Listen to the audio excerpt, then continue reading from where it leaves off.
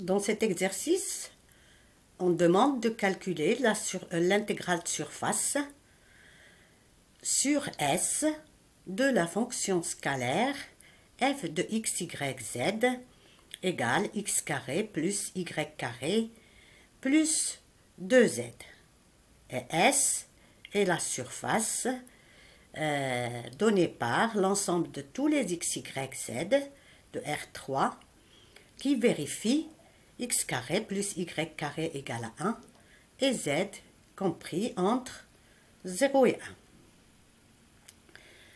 Alors, revenons à la définition d'une intégrale de surface. Et avant ça, revenons à la définition d'une surface paramétrée. Donc, une surface paramétrée, pour cette partie, vous pouvez revoir la vidéo sur les surfaces paramétrisation, bord et orientation. Si S est une surface de R3 régulière, paramétrée par sigma de classe C1, sigma allant de D bar, D est un domaine de R2, sigma allant de D bar dans R3, tel que sigma de D bar égale à S. S, donc c'est l'image par sigma des éléments de D bar qui sont dans R2. Et dans ce cas-là, un vecteur normal est donné par sigma U vectoriel sigma V. Sigma U étant égal, par les notations qu'on utilise, c'est la dérivée partielle de sigma par rapport à U. Et sigma V, pareil, dérivée partielle de sigma par rapport à V. Donc un vecteur normal, c'est sigma U vectoriel sigma V. Et l'autre vecteur normal au même point, c'est moins sigma U vectoriel sigma V. C'est l'autre vecteur normal dans l'autre sens.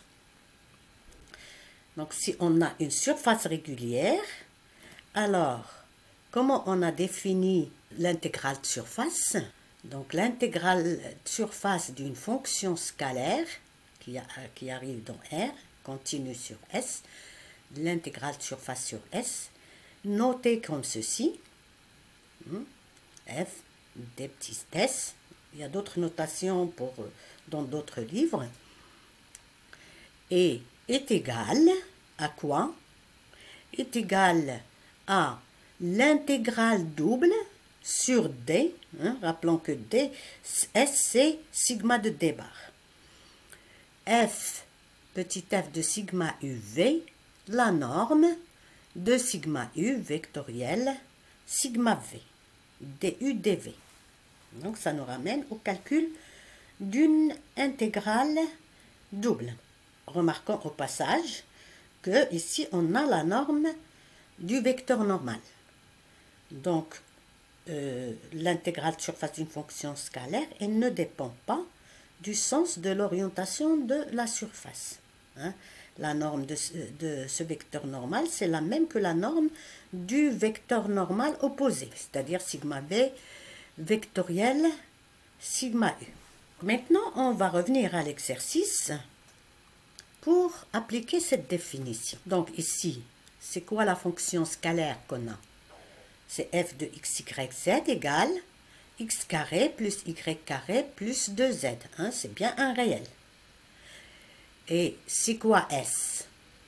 S, c'est la surface, c'est là, l'ensemble de x, y, z, tel que x carré plus y carré égale à 1. Ça, c'est des équations de cercle de rayon 1. Et là, le z, il varie entre 0 et 1. C'est-à-dire là, c'est cercle de rayon 1 sur cercle de rayon 1 sur cercle de rayon 1, sur toute la partie z compris entre 0 et 1. Autrement dit, c'est quoi comme surface? C'est la surface latérale du cylindre de rayon 1 et de hauteur 1. La surface latérale, sans les bases. Donc voilà notre cylindre. Le cylindre, mais nous, l'intégrale de surface, il est sur juste sur la surface latérale. Hein. Ce qui est, bon, c'est pas très bien fait sur la figure. Ce qui est en blanc, hein, la surface latérale. Maintenant, on a besoin d'une paramétrisation de cette surface pour appliquer la définition. On parle de cylindre, donc on pense aux coordonnées cylindriques. Donc une paramétrisation de S est donnée par les coordonnées cylindriques. Sigma de θ z égale 1 fois cos θ, le rayon c'est 1 ici, et 1 sin θ, z, avec θ allant de 0 à 2π, et z allant de 0 à 1. Ici, le départ, c'est 0,2π fois 0,1. 3,01, hein, il est dans R2. Donc ici, le U de la définition, c'est θ, et le V de la définition, c'est z. Et un vecteur normal à cette surface, qui est sigma θ vectoriel sigma z, c'est égal à cos θ sin θ 0. Pour ça, revoir la vidéo sur les surfaces usuelles, paramétrisation, bord et orientation, la partie cylindre. Et donc, la norme de ce produit vectoriel, donc de ce vecteur, la norme euclidienne, c'est la racine de la première au carré, plus la deuxième au carré, plus la troisième au carré.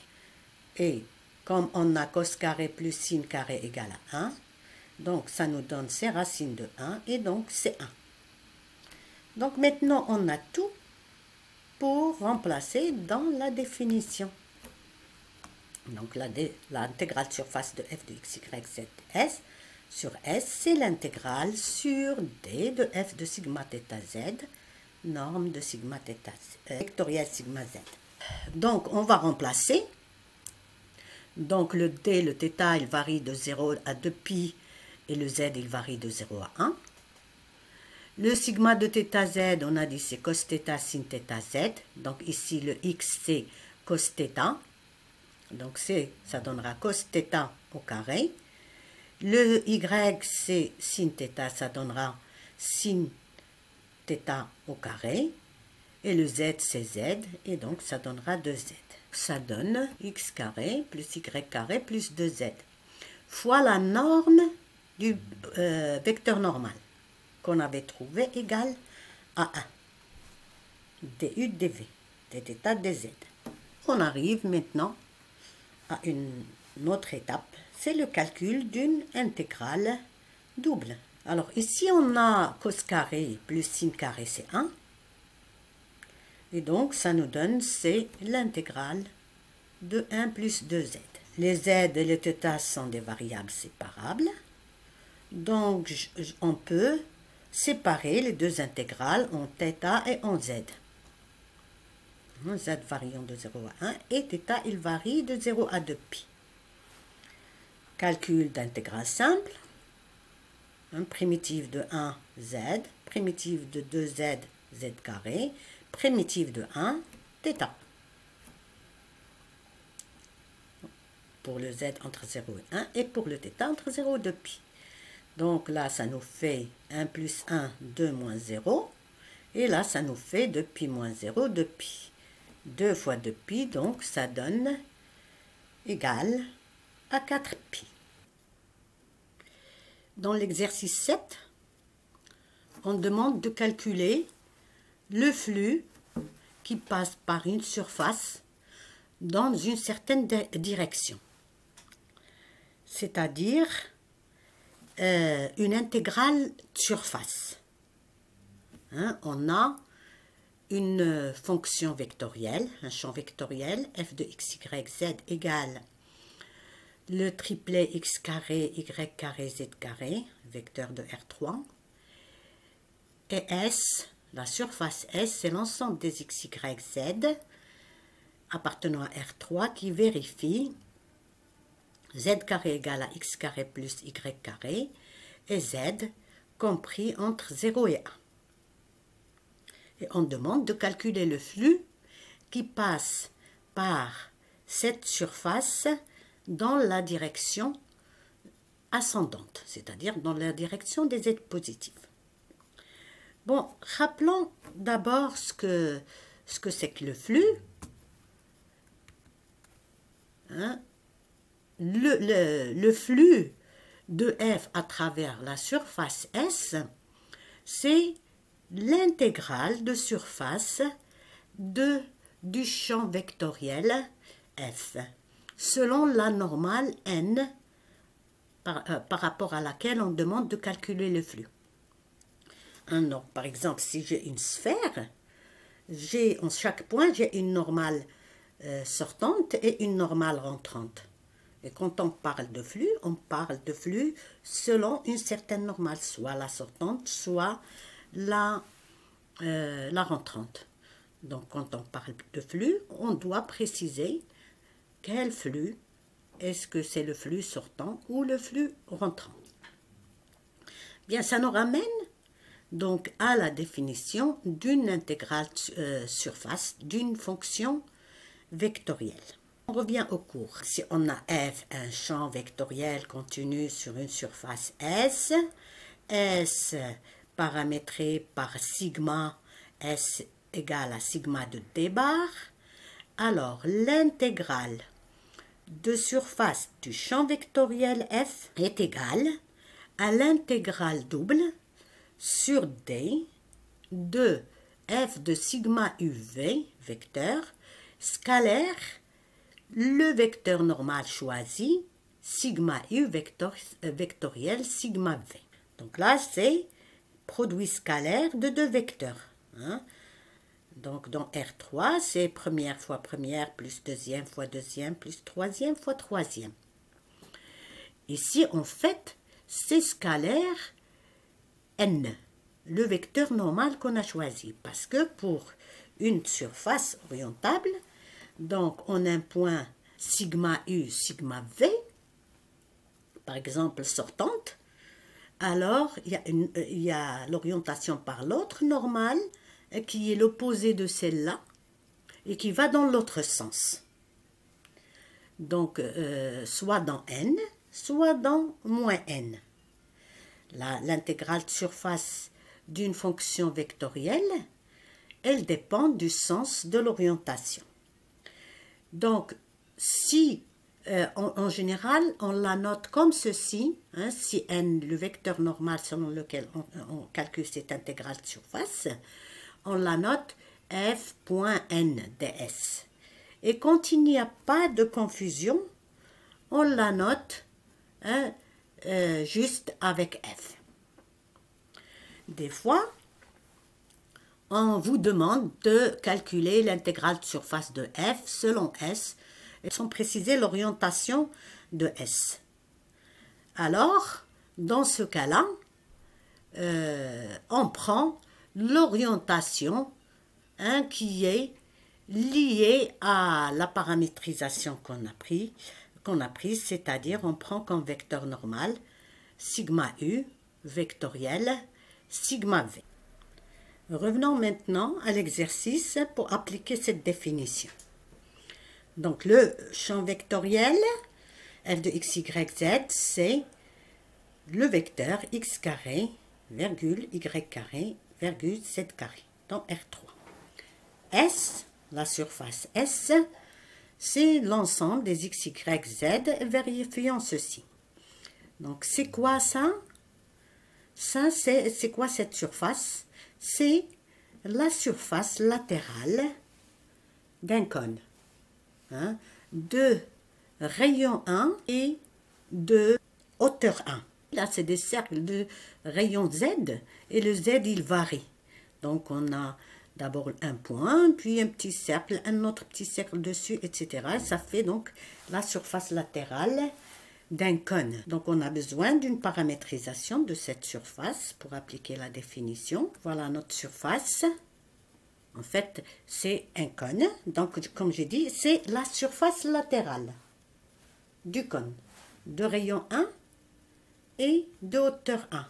Surface latérale, sans la base. On va trouver une paramétrisation de cette surface-là. On connaît la paramétrisation du cône. Donc une paramétrisation du cône, c'est x égale à z cos θ, y égale à z sin θ, z égale à z, et avec θ compris entre 0 et 2π, et le z il est compris entre 0 et 1. Une normale est sigma θ vectorielle sigma z, qui est égale à z cos θ, z sin θ moins z, qui pointe vers les z négatifs, parce que moins z ici il est négatif. Pour cette partie-là, vous pouvez revoir la vidéo sur les surfaces usuelles, partie cône. Donc on a ça comme vecteur normal, il est dirigé vers le bas. Et nous, on demande le flux selon les z positifs, c'est-à-dire vers le haut. Donc, la normale qu'on doit prendre ici pour calcul de ce flux, c'est la normale opposée à celle-là. C'est-à-dire qu'on prend n, c'est moins cette normale-là. Comme ça, elle est pointée vers le haut. Donc, l'intégrale de surface, on va la calculer selon cette normale, moins z cos θ, moins z sin θ, z. Il est dirigé vers le haut, dans la direction ascendante. Si on avait demandé le flux selon la direction descendante, c'est-à-dire selon les z négatifs, là, on aurait pris comme normale celle-là. D'accord? Bien. Alors maintenant, on a tout donc, pour remplacer dans la définition. La définition donc, de l'intégrale de surface champ vectoriel selon n, c'est égal à l'intégrale sur d. Le d bar ici, c'est 0,1 croix 0,2 pi. Et de f de sigma de θz, scalaire n, dθ dz. Le u c'est θ et le v c'est z dans la définition. Et le n, on vient d'en parler. Donc maintenant, on n'a qu'à remplacer. Alors donc f de θ, sigma θz. Sigma θz, on a dit c'est la première coordonnée c'est z cos θ. La deuxième, c'est z sin θ. Et la troisième, c'est z.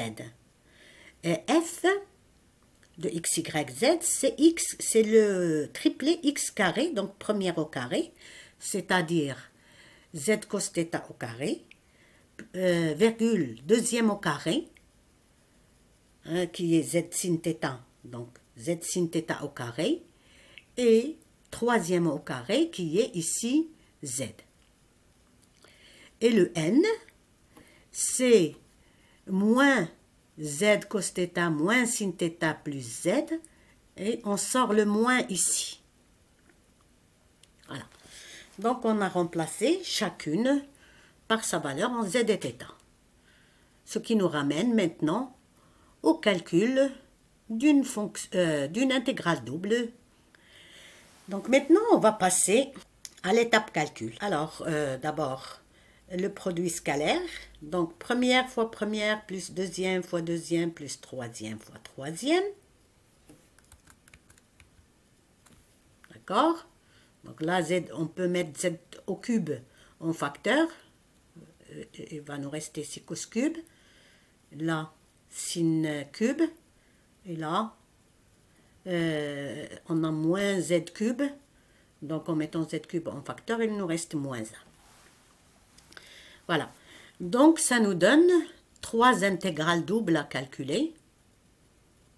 L'intégrale de z cube cos cube θ, l'intégrale de z cube sinus cube θ et l'intégrale de z cube. Alors, pour la première intégrale, donc c'est l'intégrale de z cube, par rapport, on peut séparer les variables, fois l'intégrale de cosinus cube de θ. On va calculer cette intégrale à part de cos cube de θ. Et pareil, on va faire pour l'intégrale de sinus cube de θ. Alors maintenant, pour calculer donc cette intégrale-là, on a cos cube θ, c'est cos carré fois cos. Et cos carré, c'est 1 moins sin carré. Et là, on a une fonction dont on peut trouver facilement une primitive. Primitive, donc ça fait cos θ. Primitive de cos θ, c'est moins sin θ. Et puis, primitive de sinus carré θ cos θ. Sinus carré θ cos θ, c'est de la forme f carré f prime à une constante près. Et donc, une primitive, c'est f3 sur 3. La fonction ici, c'est sinus θ. Donc, ça fait sinus cube θ sur 3. On peut vérifier dans l'autre sens. Donc, on a 1 tiers.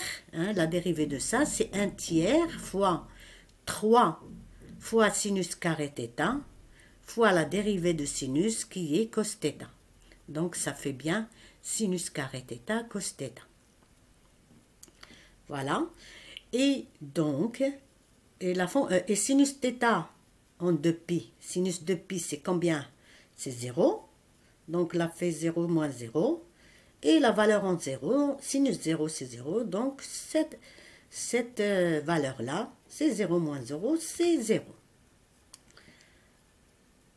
Et pour l'autre intégrale, on pourrait faire pareil. Ou bien, on pourrait utiliser des propriétés des fonctions périodiques et des fonctions paires et impaires. Donc là, par exemple, sinus cube de θ, c'est une fonction périodique de période de π. Donc l'intégrale, cette intégrale, elle est égale à l'intégrale sur n'importe quel intervalle de longueur de π. Donc c'est l'intégrale, par exemple, de moins π à π. La longueur de cet intervalle, c'est de π. D'accord? Maintenant qu'on a cette intégrale, on remarque que sinus cube de θ, c'est une fonction impaire. Et pour une fonction impaire, donc l'intégrale de moins a à a, c'est 0. Voilà. Donc ces deux intégrales sont nulles. Donc si on revient à notre intégrale, à notre flux, donc la première intégrale sera nulle, parce que c'est multiplié par l'intégrale de cos cube θ qui est nulle. Et la deuxième intégrale, elle est nulle, parce que l'intégrale de sinus cube θ est nulle. Donc, il va rester ici que l'intégrale de moins z3, avec le moins ici, d'accord? Que de moins z3.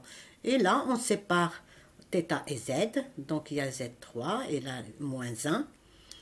Là, ça nous fait moins θ, donc ça fait moins 2π. Et là, ça nous fait z4 sur 4. Attention au signe, de ne pas en perdre un en route. Donc là, ça nous fait moins 1 quart, moins 0, donc moins 1 quart, et là, moins 2π. Moins par moins, ça donne plus. On simplifie par 2, et donc, ça nous donne le résultat pi demi.